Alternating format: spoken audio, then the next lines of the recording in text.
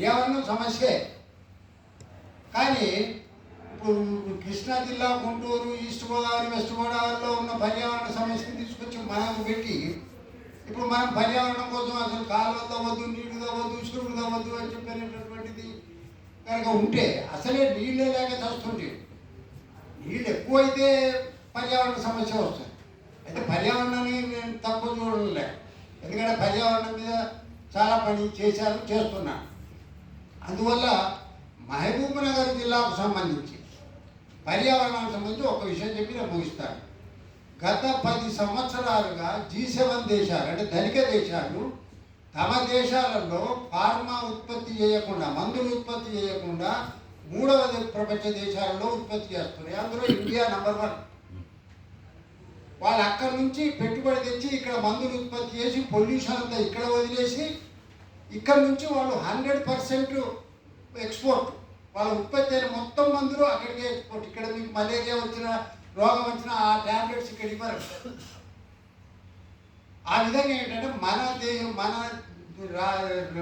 రాష్ట్రాన్ని అట్లా చేశారు. అందుకోసం ఫార్మా కోసం అని చెప్పి 18,000 ఎకరాల భూమిని ఇక్కడ కందుకూరు దగ్గర తీసుకున్నారు.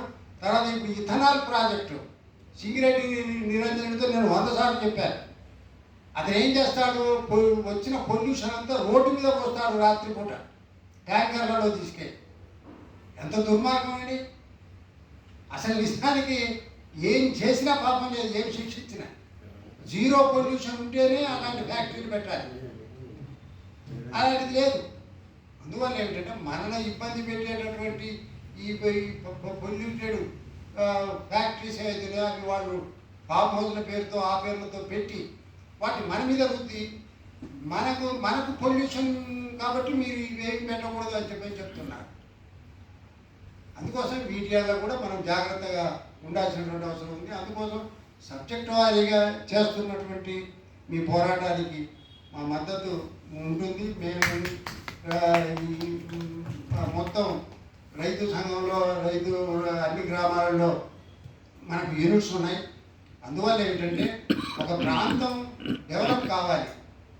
ఆ మిగతా 33 జిల్లాలలో మనం వెనుకబడి ఉన్నాం కాకుండా మనం కూడా ఏంటంటే విద్యారంగంలో, వైద్య రంగంలో, పౌష్టికాహారంలో, శిశు మరణాలు ఇట్లాంటి అన్ని సమస్యల్లో కూడా మనం కూడా అభివృద్ధి కావాలని చెప్పి కోరుతూ సెలవు.